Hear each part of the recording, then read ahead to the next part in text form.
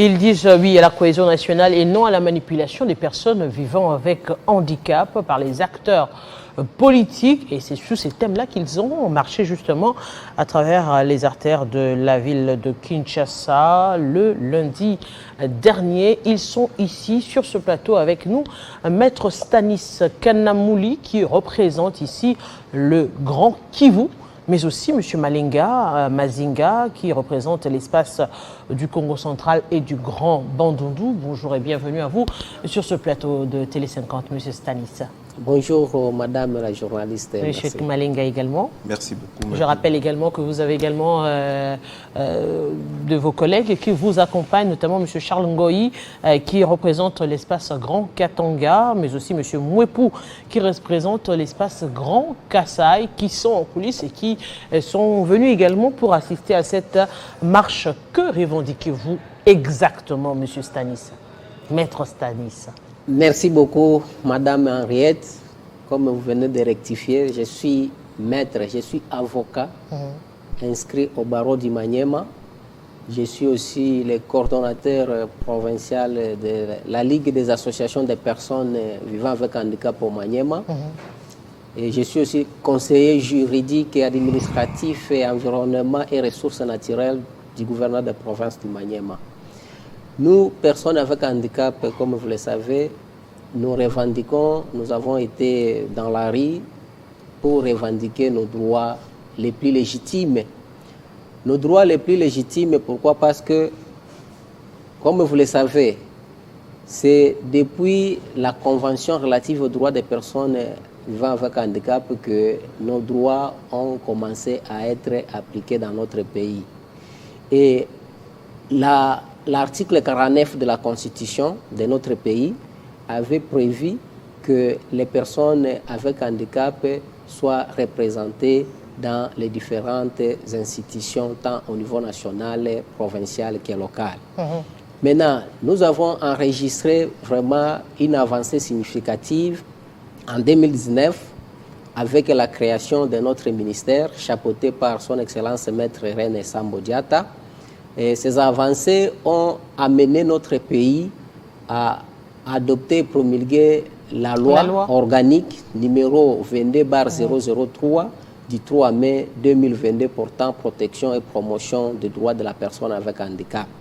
À partir de cette loi, madame, il est prévu l'installation ou la mise en place de certaines structures à travers lesquelles les personnes avec handicap doivent travailler.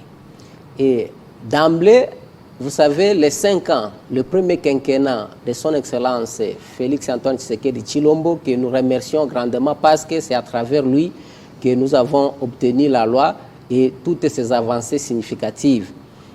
D'emblée, nous sommes en face de nous certaines personnes qui commencent déjà à mettre en cause toutes ces avancées. Comment ça?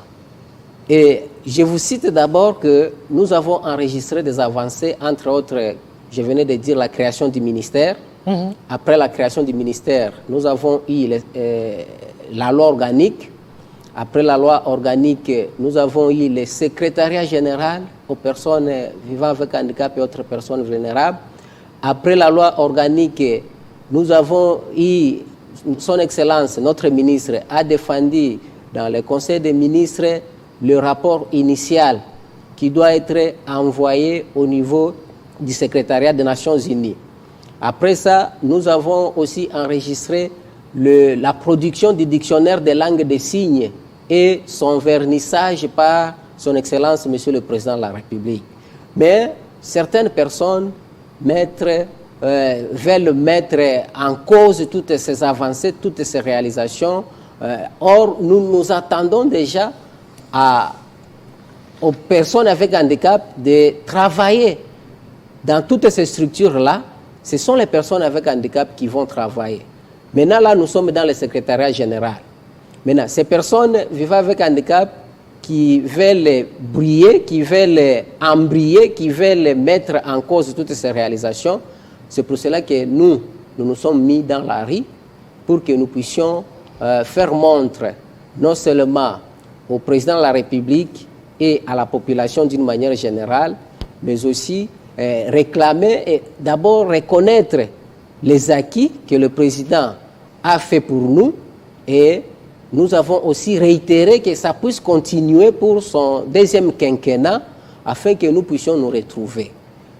Nous retrouvons de quelle manière? C'est lorsque ces structures-là qui vont être mises en place, nous serons embauchés, nous serons engagés dans ces structures qui sont prévues dans la loi et qui doivent avoir des mesures d'application. Parce que ces structures ne doivent pas fonctionner sans avoir les mesures d'application, notamment les décrets, les arrêtés interministériels, ainsi de suite. Mais M. Malenga, est-ce que pour travailler, il faut forcément que vous puissiez travailler dans ces structures-là uniquement? Parce qu'il y a votre collègue qui est maître avocat. Il ne travaille pas que dans une structure de personnes vivant avec handicap.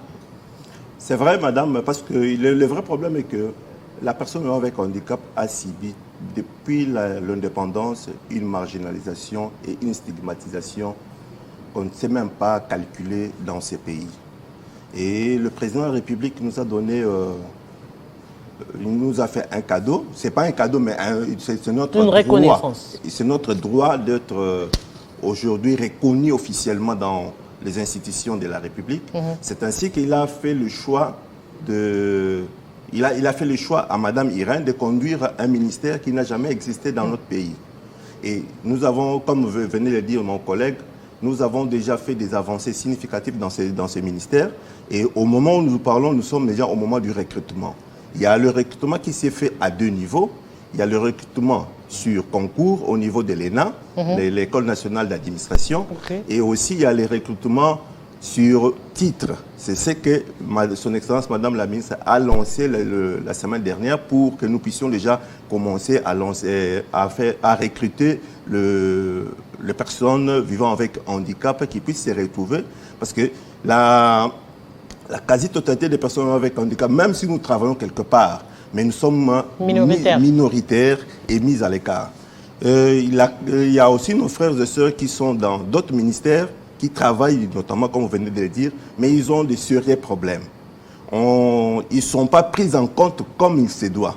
C'est ainsi que, avec la sagesse de Son Excellence Président de la République et le savoir-faire de Son Excellence Madame Irène Sambou-Diatta, elle a tout fait avec les experts de la fonction publique. On a mis sur pied ce secrétariat général où nous sommes en train de recruter.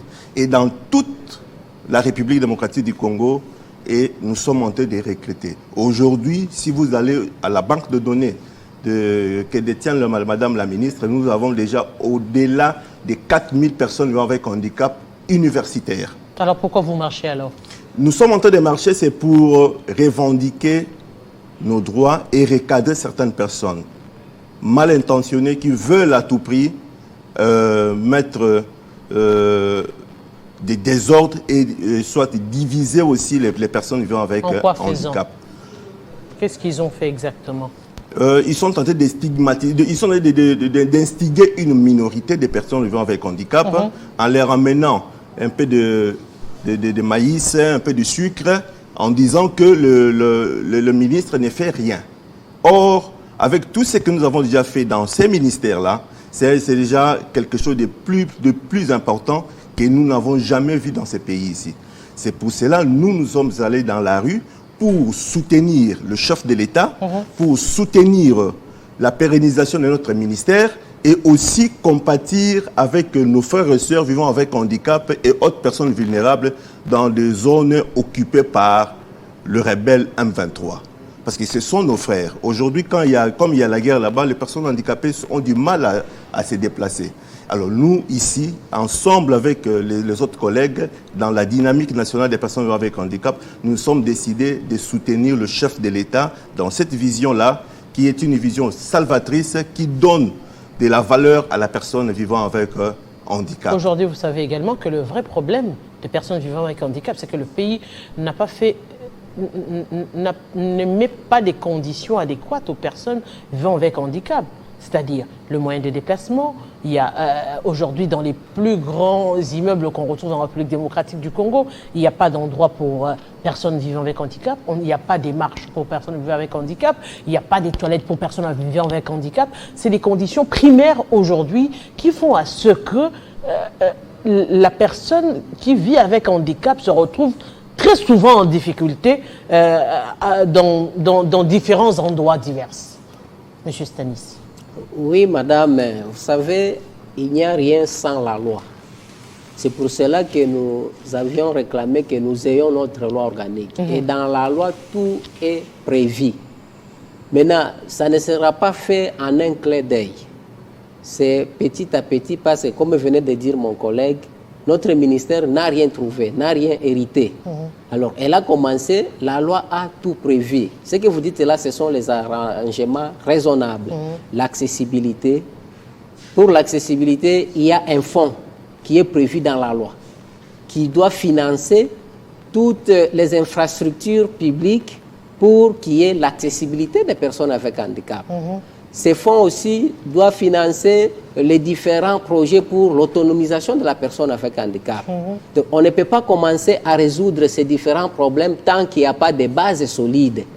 Et les bases solides, c'est ce qu'on a commencé par la loi. Est-ce que vous avez expliqué ça à vos collègues? Les collègues sont instrumentalisés parce qu'il n'y a pas à cacher là-dessus. Nos collègues sont instrumentalisés parce qu'il y a certains politiciens. Nous avons même cité l'honorable Eliezer Tambwe qui instrumentalise les PVH. Pourquoi? Lui, selon sa vision, il dit que sourire pesa moninga. Pesa moninga sourire. Pesa moninga sourire. C'est-à-dire, il veut que les personnes avec handicap demeurent dans la dépendance totale, la mendicité. Donc, que ces personnes puissent aller chez lui à la maison. Il leur donne des sacs de riz, il leur donne, je ne sais pas moi, des makayabou, et ils rentrent, demain encore ils reviennent. Or, nous voulons quelqu'un qui va nous donner les filets pour pêcher, et non quelqu'un qui nous donne les poissons, sinon nous continuerons à demeurer affamés. Et c'est pour cela nous réservons aussi les droits. D'ailleurs, nous avons déjà intenté une action en justice contre l'honorable Eliezer Tambwe. Pourquoi? Parce que dans notre loi, madame, d'ailleurs, je vous donne la copie de notre loi organique. Si vous lisez l'article 48 de notre loi, l'honorable Eliezer est en train d'utiliser les personnes avec handicap, puisque si vous vérifiez bien avec ces moyens qu'il est en train de distribuer, est-ce qu'il raconte d'où proviennent ces moyens? Est-ce qu'il se justifie normalement? Ces moyens proviennent d'où? Et puis, comment est-ce qu'il les distribue? C'est pour cela que nous disons que l'honorable Eliezer est en train d'inciter les personnes avec handicap à la révolte afin que nous puissions demeurer dans la mendicité, demeurer dans la dépendance, pendant que son Excellence Félix-Antoine Tshisekedi Tshilombo est en train de résoudre notre problème avec les différentes structures qui devront être mises en place d'ici là. Maître Stanis Kenamouli, vous qui représentez le Grand Kivu, et M. Malinga Mazinga qui représente le Kasaï, le Congo central et le Grand Bandundu, grand merci à vous. Je rappelle que vous êtes des cadres de la dynamique nationale des personnes vivant avec handicap et autres personnes vulnérables. Merci à vous. Merci, madame. Mesdames, Messieurs, Kinshasa Direct, c'en est fini. Et dans quelques instants, la grande édition du journal. Et moi, je vous dis à très bientôt sur Télé 50, bien sûr.